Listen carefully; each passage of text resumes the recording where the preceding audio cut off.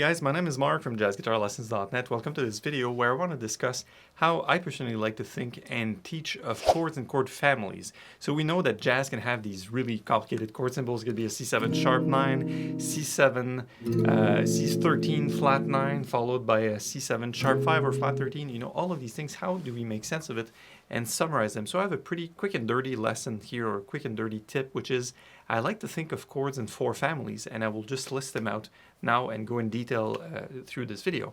So the first family is, of course, major chords. We could say that this good old C major cowboy is a straight C major family, and then the second family is, of course, minor. So it would be anything in the realm of, you know, A minor, E minor, etc.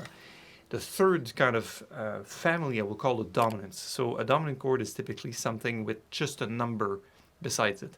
There's no minor or major quality to it. So one of the first cowboy chords you'd learn along those lines would be, say, a G7. That'd be a good one, or an E7, something like that. Those are not like jazz-specific chords, but just to get you in the mindset of where we're going. And the last and fourth family will be the other guys, the bad guys, like diminished, minor 7 flat 5, and everything that's weird. So let's get going in detailing exactly how I like to think of each of the 4 chord families. So the first chord family is major. So really important to understand when people get into jazz, they go, oh, all right, I went from my G major, and now instead of playing these guys, now whenever I see a major chord, I could just do G major 7. That is true. It's not the whole truth, and that's why I like to make a video like this to go, well, instead of thinking of G major 7 as a totally separate entity from G major 9, say, which would be something like that, or G6 even, which would be something like that.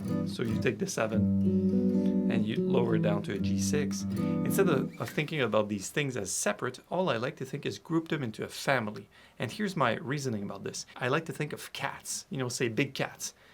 There's a lion and here's a tiger.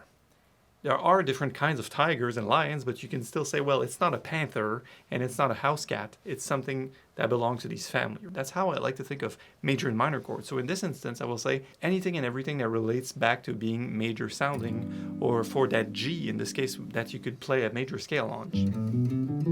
And it would fit, quote unquote, the chord.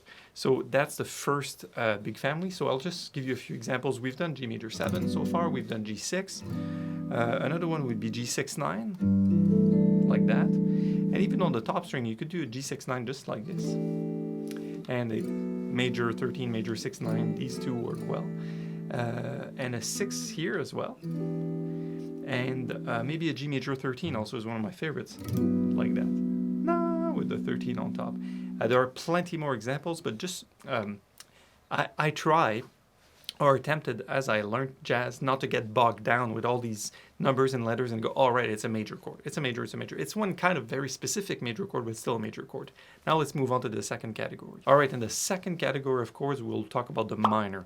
So typically, as I've done in the introduction, people go, oh, that's an A minor, fine. And now, whenever I go to jazz, I just look at A minor 7 now. So instead of this guy, I'll play this guy, right?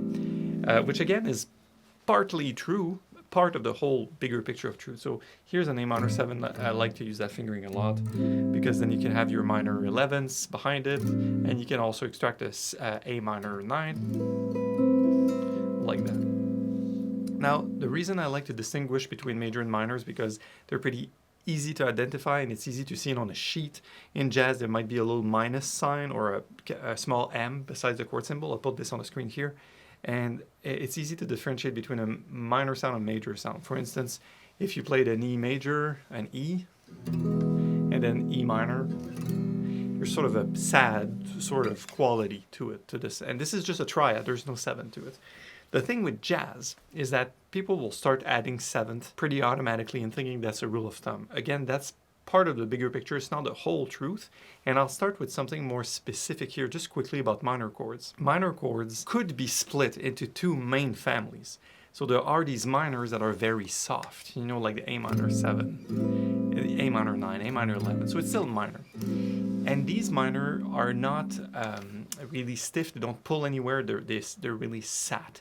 It reminds me of say So What by Miles Davis. It sits on a D minor 7 chord forever, and it's sort of that Dorian sound. If you've ever heard of modes, you know what I mean. It's like it's a soft sound. There's another kind of minor chord which still has a 7th, but in this case we will call this a minor major 7th. I repeat that, minor major 7th. And here's the thing, it's a minor chord, so say we have an A, so it's still a minor chord, to which we have the 7th. So if you've ever played Stairway to Heaven, so that second chord, you have a G sharp in it, so I'll use open A here and play this chord. And this is an A minor with a major 7, or short A minor major 7. It might be A minor with a little triangle, I'll put this on the screen, or there's multiple ways to play it. This kind of sound is more of the category of what we would call tonic minor. So just to recap, this is not a Dorian, this is not something we've talked about, it's not as soft, it doesn't sit as well, but it's minor major. Another example of a minor major, or what we would call a tonic minor, would be an A minor 6. Aha, Stairway to Heaven wins again. When you get this note, I know it's a D, but when you get this note, an F sharp, and I'll use open A, that's an A minor 6. Contrast this, that's a minor 7, A minor 7 followed by A minor 6. This one is more sad. The point with tonic minors is that they're used to be tonic, meaning that would be the key center of a song.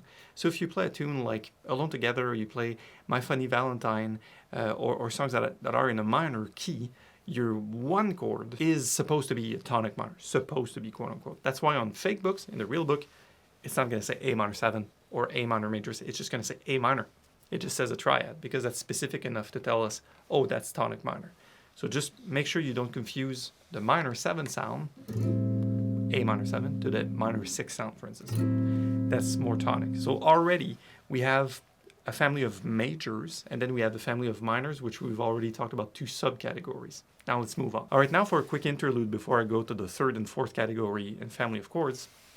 One thing I want to note, and I keep discussing with my students in Jazz Guitar Accelerator, link in description below, is that, okay, what does that chord mean? What is that? And it's very, very, very similar to spoken language, written language, and culture, which means give me a word, any English word, French word for that matter, and say, what does it mean?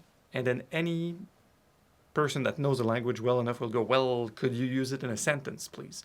Because context dictates. That word will only be relevant in the context of what's coming after and what's coming before. So the same is true with chords. So be sure that you understand functions, and of course that will be a case of studying harmony, music harmony, classical harmony, but also jazz harmony, how chords are typically used in known songs, and then that's a pretty good indicator. So when I was talking about the minor soft versus the tonic minor, well, the minor soft will typically be a predominant, if you will, in functional harmony. Not modal songs, and it's not Miles Davis, but more like songs, like standard songs. The minor 7 is, for instance, the 2 chord. So in the case of our A minor, it would be A minor 7, with a D, 7 of swords going to a G. So the A was used as a 2. So that's what I call a predominant. It's something that is not on the 1, it's not on the 5, so it must be somewhere on the 2. So soft minors that are not tonic have the tendency to be in that context. Again, any rule is meant to be broken, so there's plenty of recorded examples of this not standing true, but at least now you're getting an idea of part of the language. So as to how a chord works, when I get students that are trying to learn theory in a vacuum and go, I want the absolute truth of rule of how this works, there's not a single answer because context dictates. It depends where it's used, depends where, and maybe you had a crazy Wayne Shorter or Joe Henderson song that went completely against that and it sounds way cool. So with that note, just be mindful, jazz is a language, harmony is a language, musical is a language. And let's move on to our next chord family. All right, our next chord family is the dominant. So we have the major so far, we have the minor, and the third one is simply the dominant chord. So a dominant is typically a chord that doesn't say major or minor, it just says a number. One of my favorite ones is G13. Check this out. So 13 implies the existence of the 7. 1, 3, 5, 7, 9, 11, 13. So this one just has the 3rd and the 7th and the 13 because we're guitarists, we're limited in the amount of notes we can play. And that's the chord family of chords that typically function as a 5 chord, say in a 2-5-1. They dominate, they go towards something. In that case, G is the 5th degree of the C major scale. So it goes C, D, E, F, G, and then you will want to resolve back to a 1. Say a C, C major 7, or again, C major family, C6-9 works. So a quick note on the dominants, and that's pretty well established even amongst jazz beginners. The dominants will have mainly 2 big families. There'll be the plain vanilla, unaltered, regular dominants like this one. It's very bluesy. You can hear it on, right? It sounds down to earth and funky. And the other category of the dominants would be the altered dominant. So this is where you, as a rule of thumb, can think of flat 5, sharp 5, flat 9, sharp 9, and any combination of those. Again, there's more specification and rules as to where they come from, like, oh, this is from harmonic minor, melodic minor, but you don't need to get bogged down with that just yet. Just because, my goal with students is typically to play on songs, see the accelerator process. This is how I work with my students, which is, hey, we want to get to play first, and then we'll kind of make sense of it later, which makes way more sense to me as well, because this is how I came up as a player.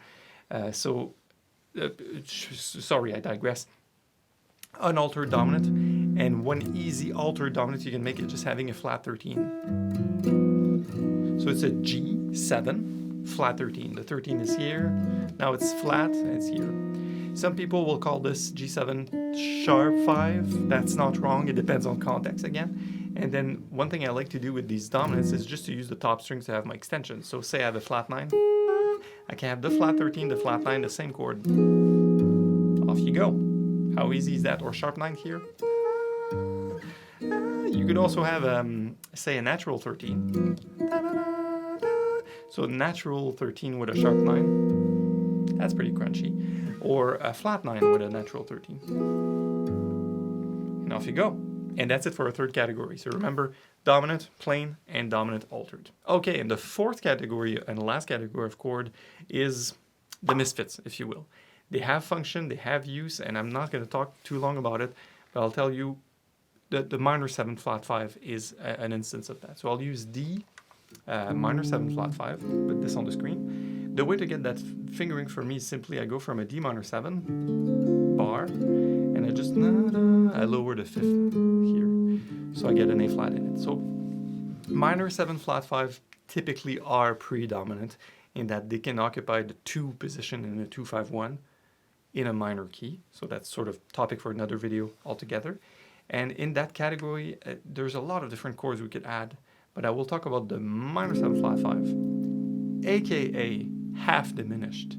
Why do we say half diminished? Because the 7th is not a diminished 7. To have a fully diminished chord, you need to reduce that 7 to a diminished 7 to get a D diminished 7. So D minor 7 flat 5, aka half diminished, or fully diminished.